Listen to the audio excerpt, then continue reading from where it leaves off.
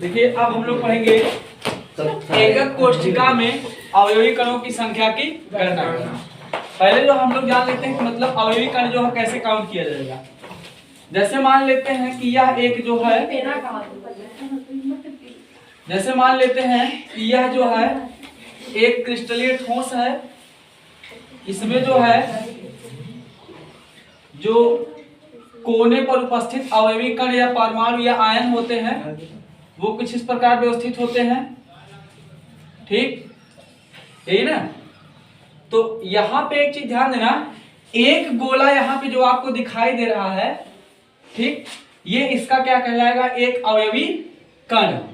अब एक मामला आता है कि एक अवयवी कण जो है कितना परसेंट जो है एक दूसरे से जुड़ा होता है। जैसे मान लीजिए एक घर जब बनता है, ध्यान दीजिएगा, एक घर बनता है तो उसमें ईंटें जो कुछ इस प्रकार जोड़ी जाती हैं, यही होता है ना। तो जो इनको जोड़ने के लिए सीमेंट का मसाला डाला जाता है वो किसी एक ईंट के लिए होता है या दोनों के लिए होता है। अब मान के चलिए कि जो है उसमें जो बालू पड़ता है जिसको मोरंग बोलते हैं, मान लीजिए उसका एक कोना इतना बड़ा है, ध्यान दीजिएगा। अब मान के चलिए ये जो है एक कण जो इसका इन दोनों ईंटों के पास पड़ गया, ध्यान दीजिएगा। अगर इन दोनों ईंटों पर पड़ रहा है तो इस मोरंग या बालू का कुछ हिस्सा ये वाले ईंट के लिए है और कुछ हिस्सा उस वाले ईंट के लिए है। मतलब ये दोनों ईंटों के लिए काम कर रहा है कि एक ईंट के लिए, दोनों ईंट के लिए। बात सुनिए। तो अगर मान लीजिए बात की जाए, अगर ये एक एकक कोष्ठिका है, मतलब एक नमक के टुकड़े का छोटा भाग है, तो ऐसे ऐसे बहुत सारा टुकड़ा जुड़ के नमक बनाया होगा बड़ा वाला। ऐसे ऐसे जो है बहुत सारे नमक के छोटे छोटे टुकड़े जो है मिल करके क्या बनाएंगे, एक बड़ा नमक का टुकड़ा बनाएंगे। तो हम कह सकते हैं कि इसके बगल में भी जो है ऐसे ऐसे नमक के टुकड़े क्या होंगे, आपस में जुड़े होंगे। तो इस आधार पे हम कह सकते हैं कि ये जो यहाँ पे कोने पे एक अवयवी कण या परमाणु है, ये केवल इसी क्रिस्टल का है कि इसमें दूसरे का भी है, उसी क्रिस्टल का दूसरे का भी है। क्यों? अभी हमने क्या बताया कि आप मान लीजिए अगर कोई ईंट जोड़ते हैं, दो ईंट जोड़ करके घर बनाते हैं, अगर ये समझ जाएंगे तो पक्का समझ जाएगा, नहीं तो नहीं समझ जाएगा। अगर ये आप मान लीजिए घर बना रहे हैं, ठीक, और इसमें मान लीजिए कोई बालू का टुकड़ा और सीमेंट वगैरह मिलाने के बाद एक टुकड़ा यहाँ पर इतना बड़ा पड़ रहा है, तो ये टुकड़ा जो है किसी एक ईंट के ऊपर केवल कार्य कर रहा है कि दोनों ईंटों पर, दोनों ईंटों पर कार्य कर रहा है। अगर दोनों ईंटों पर कार्य कर रहा है तो इस केस में इसका कुछ हिस्सा इस पार्ट में आ जाएगा, इस कुछ हिस्सा दूसरे पार्ट में आ जाएगा। बात सुनिए, कोई दिक्कत नहीं ना। तो मतलब इस टुकड़े का कुछ भाग इस वाले ईंट के लिए हो जाएगा, कुछ हिस्सा दूसरे ईंट के लिए। मान लेते हैं पहला ईंट है ए और ये बी है, तो ये जो टुकड़ा है ऊपर रखा हुआ है दोनों को जोड़ने का कार्य कर रहा है, वो किसी एक ईंट के लिए नहीं बल्कि क्या है, दोनों ईंट के लिए है। तो ऐसे आप सोचिए कि अगर इस टुकड़े से, इस एकक कोष्ठिका से, माने एक छोटे टुकड़े से बहुत सारे नमक के टुकड़े जुड़ेंगे, तो ये जो आपका गोला दिखाई दे रहा है, इस गोले पर जो है इसी क्रिस्टल का अधिकार होगा कि अगल बगल जो आकर क्रिस्टल जुड़ेगा उसका भी अधिकार होगा, जो आकर जुड़ेगा उसका भी अधिकार। सेम पोजीशन है। बात समझाई। अब यहाँ पे एक चीज ध्यान दीजिएगा, एक गोले पे जो है ना, ये एक गोले का 1/8 भाग होता है। कितना? 1/8 भाग। बात समझाई, कोई दिक्कत नहीं ना। एक मामला क्लियर हो गया कि किसी क्रिस्टलीय ठोस में एकक कोष्ठिका में कुल कितने कोने होते हैं, तो 8 कोने होते हैं, जिसमें से प्रत्येक कोने पर उपस्थित, ध्यान दीजिएगा, एकक कोष्ठिका में कुल कोनों की संख्या कितनी, तो 8। और अगर कोनों की संख्या 8 है तो आद्य कोशिका या सरल कोशिका में कोनों की संख्या 8 है, तो जितने कोने होंगे वहां पर क्या पाए जाएंगे, अवयवी कण। और प्रत्येक अवयवी कण का जो है कितना हिस्सा भाग लेता है, इसके लिए कितना कार्य करेगा, तो मतलब इसको, इस संरचना के लिए जो है एक कण का कितना हिस्सा कार्य करेगा इस पर, 1/8। मतलब मान के चलिए कि मान लेते हैं यह एक परमाणु है, ध्यान दीजिएगा, मान लेते हैं यह एक परमाणु है, ठीक है ना। तो अगर हम मान लीजिए इसको जो है ऐसे बांट देते हैं तो एक हिस्सा क्या हो जाएगा 1/4। अगर मान लीजिए हम इसको ऐसे बांट दें, अब एक हिस्सा कितना हो जाएगा 1/8। मतलब हम कह सकते हैं कि एक क्रिस्टल के निर्माण में जो ना एक कोने पर जो है, एक कोने पर जो आप परमाणु देख रहे हैं, इस परमाणु का, इस संरचना का इस गोले पर केवल इतने हिस्से का अधिकार है, बाकी का अधिकार। बात समझेंगे? समझ आई? कोई दिक्कत नहीं ना? तो ये बहुत कम पे अधिकार है। इसका मतलब अगर ये इतने पे कब्जा कर लिया है तो अगल बगल और परमाणु अगर आके जुड़ना चाहेंगे तो ये इसके, इससे, ये जो आपको खाली स्थान दिखाई दे रहा है, इसके सहारे आपस में जुड़ सकते हैं। नहीं तो जुड़ेंगे, जब खाली स्थान नहीं मिलेगा तो नहीं जुड़ पाएंगे ना। तो एक कोने पर जो है ना, एक परमाणु का इस संरचना के लिए कितना भाग इसका होता है? तो 1/8। बात सुनेंगे? समझे? कोई दिक्कत नहीं ना? अब दिक्कत नहीं ना? तो यहां पर जो है सरल घनीय एकक कोशिका लिए, सरल घनीय एकक कोशिका के लिए क्या हो जाएगा परमाणुकता? ध्यान दीजिएगा। अब एक कोने का कितना होता है? 1/8। अब कुल कै कोना है? 8। तो 8 कोना है और एक कोने पर आता है कितना? 1/8।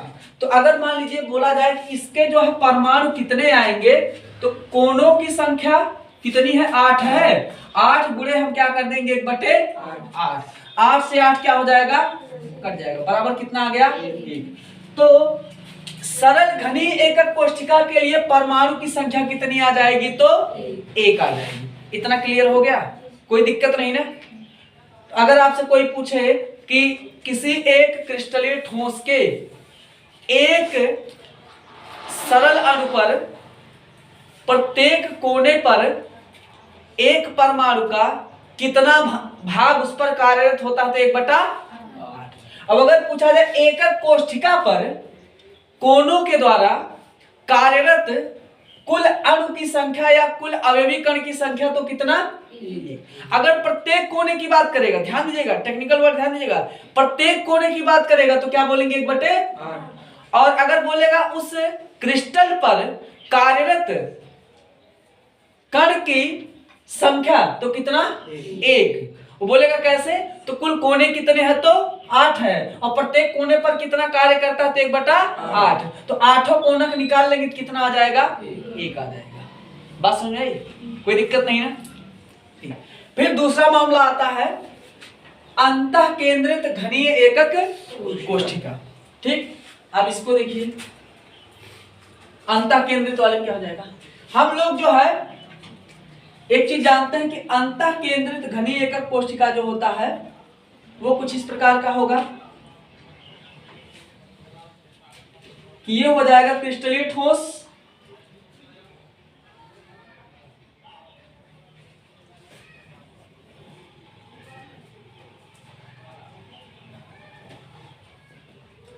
अंतः केंद्रित की विशेषता क्या है? बीच में एक परमाणु अकेले रहेगा, वो भी पूरा पूरा रहेगा, उसमें कोई समझौता नहीं है। अब यहाँ पे एक परमाणु हो गया, एक यहाँ हो जाएगा, एक यहाँ हो जाएगा, एक यहाँ, एक यहाँ, ठीक है ना? एक ये और एक ये, कुल कितना हो गया? लेकिन अंतः केंद्रित क्या बोलता है कि बीच में एक परमाणु ऐसा होगा जो चारों तरफ से क्या होगा? बीचों बीच होगा। और एक चीज बताइए, अगर ये परमाणु जो है बीचों बीच है तो क्या इस पर किसी और परमाणु का हक हो सकता है? नहीं ना। अब आप सोचिए कि मान लेते हैं कि कोई दो ईंट आपस में जोड़ा गया, ध्यान दीजिएगा, तो जो चीज यहां पर पड़ेगा वो दोनों के लिए कॉमन होगा। लेकिन मान लीजिए इस ईंट के निर्माण में जो कण बीचों बीच आ गया है, वो कण जो है इस ईंट का ही होगा कि किसी और का भी हो सकता है? उस ईंट का ही होगा, ठीक ना? तो ऐसे ही अगर ये परमाणु जो इस क्रिस्टल के बीचों बीच वाले भाग में है, हर तरफ से, मतलब आप चाहे आगे से देखेंगे नापेंगे, चाहे पीछे से नापेंगे, चाहे ऊपर से नापेंगे, चाहे नीचे से, चाहे दाएं से, चाहे बाएं से, कहीं से भी आप नापेंगे तो चारों तरफ से क्या हो जाएगा? ये बीचों बीच आएगा। अगर ये बीचों बीच आएगा, इस केस में हम कह सकते हैं कि ये जो परमाणु होगा इस पर केवल इसी क्रिस्टल का अधिकार होगा, दूसरे किसी का अधिकार नहीं होगा। ठीक, लेकिन एक चीज ध्यान देना है, हम कह सकते हैं इसका मतलब इस अंतः केंद्रित वाले के लिए एक परमाणु अकेले एकदम पूर्ण रूप से सुरक्षित और फिक्स है। इतना क्लियर है, कोई दिक्कत नहीं ना। लेकिन एक चीज बताइए, 8 कोना इसमें भी तो है, 8 कोना है ना। अब अगर 8 कोना है तो कोने के लिए एक परमाणु का कितना भाग इस पर अधिकार होता है? इसका एक परमाणु के कितने भाग पर इस क्रिस्टल का अधिकार होगा कोने वाले पे? 1/8। अब कुल कै कोना है? 8। तो यहाँ पर 8 गुणे मतलब 8 कोना और प्रत्येक कोने पर भाग अधिकार कितना है? 1/8। 8 से 8 काटने में कितना आ जाएगा? 1। तो यहाँ पर क्या हो जाएगा? 1 + 1 = 2। इसकी परमाणुकता कितनी आ जाएगी? तो 2। बात समझाएगी? समझाई? कोई दिक्कत नहीं ना। अब तीसरा वाला मामला आता है कि फलक केंद्रित घनी एकक कोशिका क्या होगा फलक वाले में। अब देखिए फलक वाले में जो है ये मान लेते हैं संरचना होगी, ध्यान दीजिएगा। जैसे मान लेते हैं कि यहां पर 2 ईंट आपस में जोड़ा गया है,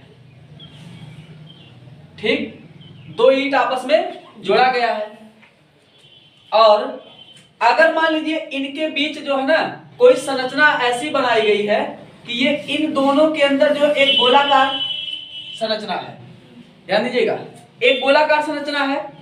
अगर मान लीजिए ये अंडाकार हो गया, मान लेते हैं गोलाकार बना देते हैं एकदम से पूरा अच्छा खासा, ये मान लीजिए गोलाकार हो गया। अगर ये गोलाकार है तो इसको अगर मान लीजिए दोनों ईंट को अलग कर दिया जाए तो क्या कोई एक लेकर जाएगा कि दोनों का आधा आधा होगा? दोनों का आधा आधा होगा, ठीक है ना। इतना समझ आया? कोई दिक्कत? तो मतलब हम कह सकते हैं कि अगर मान लीजिए अलग कर दिया जाएगा तो यहाँ पर ये इतना आ जाएगा और इस वाले में चला जाएगा इधर इतना। इतना समझाया कि समझाया? तो हम कह सकते हैं कि जो किनारे वाले फलक पर केंद्र में उपस्थित परमाणु होगा उस फलक पर उस परमाणु का कितना अधिकार होगा? तो 1/2। किनारे वाले पर, कोने वाले पर 1/8 और फलक पर जो फलक केंद्रित होगा उस पर कितना? 1/2। क्योंकि यहाँ देख रहे हैं ना एक गोला पूरा था, आधा ये वाला ले लिया आधा वो वाला ले लिया। बात समझ आई? कोई दिक्कत? अब देखिए यहाँ चित्र बनाते हैं हम लोग, ये जो है केवल समझने का तरीका था, अब इसको समझेंगे पूरा। देखिए मान लेते हैं कि यह एक क्रिस्टलीय ठोस है,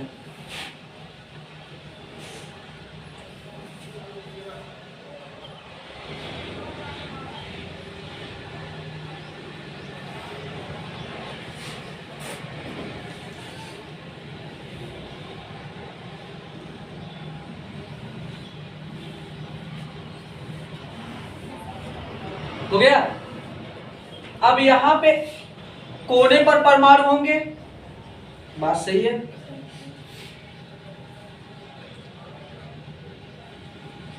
यहां भी होगा एक यहां होगा, एक यहां होगा, एक यहां होगा। कुल कितना हो गया? 4 और 4 8 हो गया। अब एक चीज बताइए, अगर हम मान लीजिए इसके ऊपर कोई ईंट रखा हुआ था, ठीक, तो वो आपस में जुड़े हुए थे तो कितना गोला बना था? 1। अगर मान लीजिए ऊपर वाला ईंट अलग हो गया तो आधा गोला बचा कि नहीं बचा? इसमें आधा इधर बचा, आधा नीचे बचा, आधा इधर बचा, ठीक है ना।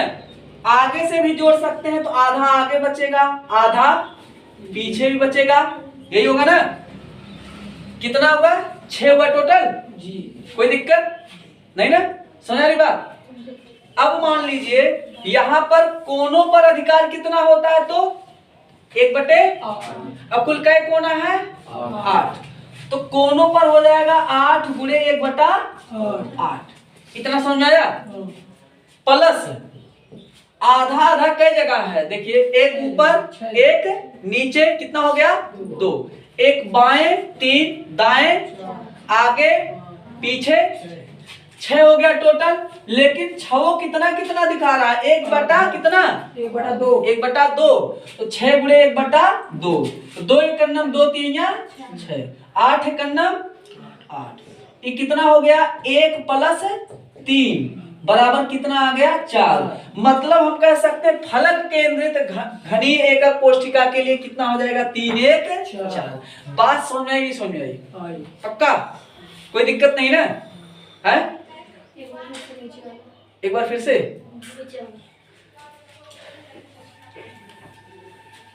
मिटा के देखिए,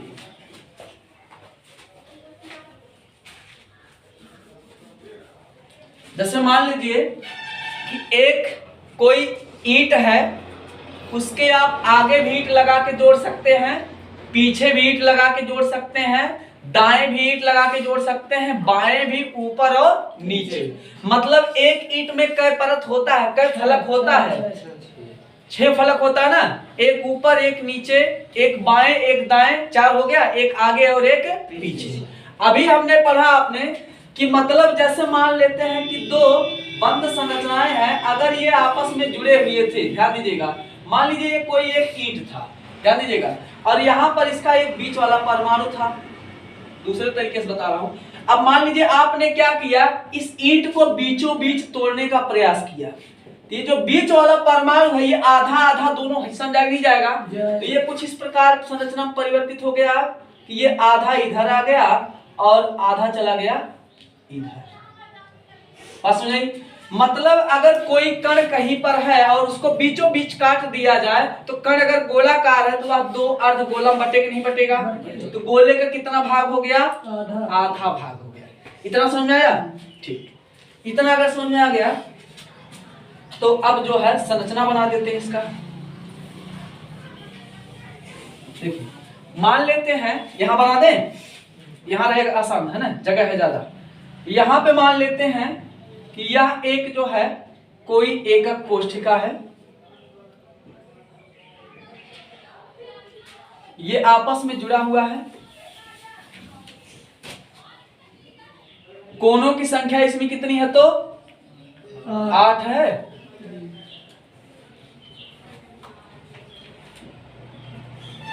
ठीक है ना, कोई दिक्कत? और अगर 8 है तो इसमें कुल अगर बोला जाए प्रत्येक कोने पर कितना हिस्सा भाग लेगा इसके लिए, तो 1/8। इतना क्लियर है?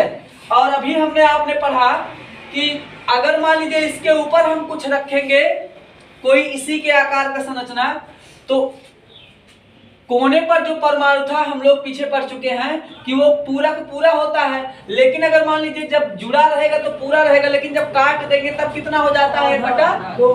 तो यहाँ पर इस गोले के लिए इतना हो गया, इस फलक के लिए, इधर के लिए इतना हो गया, इधर के लिए इतना, आधा आधा हो गया, आधा आगे की तरफ के लिए हो गया और आधा पीछे की तरफ के लिए। यहां तक कोई दिक्कत नहीं ना? अब अगर इतना हो गया तो कुल इतना, इसमें जो कितना लेयर बता, ये 1 2 3 4, ये 5 और एक ये 6, कुल क्या लेयर हो गया? 6 लेयर हो गया। बस नहीं, आधा वाला क्या लेयर, मतलब 1/2 वाला कितना हो गया? तो बराबर 6 परत के, कितना परत? 6 परत। और 1/8 वाला कितना हो गया? तो 8 परत। यही करना क्या है, दोनों जोड़ दीजिए, तो हो जाएगा 8 गुणे 1/8 प्लस 6 गुणे 1/2, 8 कन्ना 8, 2 तिया 6, 1 कन्ना 1 प्लस 3 कन्ना बराबर कितना हो गया? 4 हो गया। बात समझ आई? आ गई ना? एक केस और बचता है, वो क्या है कि मान लेते हैं, एक काम करिए, इतना बना लीजिए पहले, फिर बताते हैं उसको, है ना? समझ में आया ना पूरा? पक्का बनाइए इसको।